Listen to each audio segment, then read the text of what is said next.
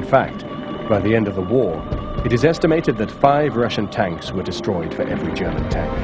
But it was never enough to affect the huge numerical superiority enjoyed by the Allies.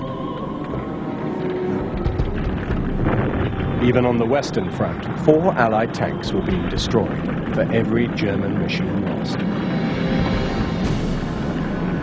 For the Western Allies, the solution was very much the same as the Russians. It was to abandon the search for radical advances, take a simple, workable design, and manufacture it in vast quantities. While the Russians had the T-34, the Allied option was the Sherman. This was the main battle tank of the Western Allies. It had numerous flaws, chief among them its very high profile, which made an easy target, but it was available in huge numbers. So many Shermans were manufactured that they were even shipped to the east to help the Russian war effort. The Russian response was politely muted, as the Sherman never matched the standards of the T-34. Even when it was upgraded to include a high-velocity 85mm weapon, the tank was really no match for the Tiger. As further proof of the Sherman's weakness, it is interesting to note that only a small proportion of German tanks were actually destroyed by the Sherman. The vast majority either fell victim to Allied fighter bombers or had to be abandoned and destroyed by their crews when they experienced mechanical difficulties or, more frequently, ran out of fuel. From 1944, the Allied bombing campaigns were really beginning to bite, and the shortage of fuel and spare parts was killing the panzer formations as effectively as the Allied armies.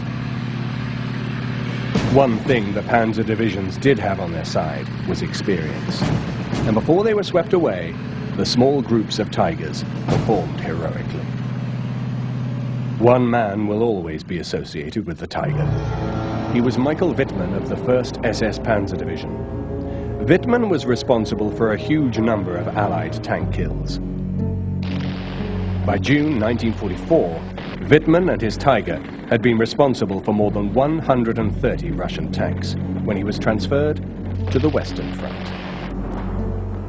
Despite the skills of men like these, the Tigers were still being destroyed as fast as they were being delivered, and Wittmann himself fell in action in August 1944, his machine totally destroyed. Such losses were simply unsustainable. In 1944, despite the pressures of the Allied bombing raids, some 20,000 German armored fighting vehicles were manufactured. But battlefield losses were running at some 23,000 machines, so the number of German tanks available in 1944 at the front line actually fell. During 1944, on average, there were never more than 70 Tigers available for action at any given time on the whole of the Russian front. The remaining machines were either under short or long-term repair. It was this tiny force which forged a legend. On the Western Front, the Allies by now enjoyed total air supremacy, and the Allied Air Force was able to rove at will, destroying German aircraft on the ground. The high rate of attrition on their armored force caused the Germans to cast around desperately for a solution.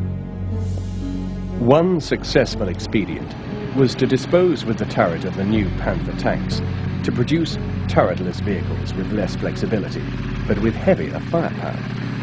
They were also easier and quicker to manufacture. 3 could be made for every 2 tanks. These tank killers were known by the German name, Jagdpanther. By this stage of the war, German armor was fighting almost exclusively defensive battles, for which the Jagdpanthers were perfectly suited. They could lie in wait, firing from fixed positions. The Jagdpanther shown here is from the Imperial War Museum. It has had the side removed to permit the public to view the inside, but the sense of military efficiency still remains. It too bears the scars of the armor-piercing shells which disabled it in 1945. As with the turretless tanks, there was also a steady increase in size and armament in the tank hunters, which evolved from the simple Marder I, based on the Panzer I, to the ultimate tank-killing machine, the Jagd Tiger, based on the upgraded Tiger II. Massive armor and a superb high-caliber gun made these machines deadly. But once again, the design and engineering effort took valuable resources away from producing simpler designs in the volume the Germans needed. The last Panzer to see active service was the moving fortress, which was the upgraded Tiger B, or King Tiger. It carried the huge 88mm high-velocity gun. But only 470 of these machines were ever manufactured, never enough to seriously affect the tidal wave of armor now encroaching Germany on every side. But the Tiger and Tiger B still made a large impact in the closing months of the war. Now, the Tiger II is a remarkable tank by any standards. A bigger and more powerful gun than the Tiger I, and the armour is thicker and sloped, giving it a tremendous advantage. And when you think this tank came into service in 1944, it really looks almost good enough to use today. It's a considerable tribute to the German designers. The trouble is, it's getting near the limit of weight that the engine and transmission can stand, and of course producing a tank like this under wartime conditions is a tremendous strain, especially when the industry is being heavily bombed.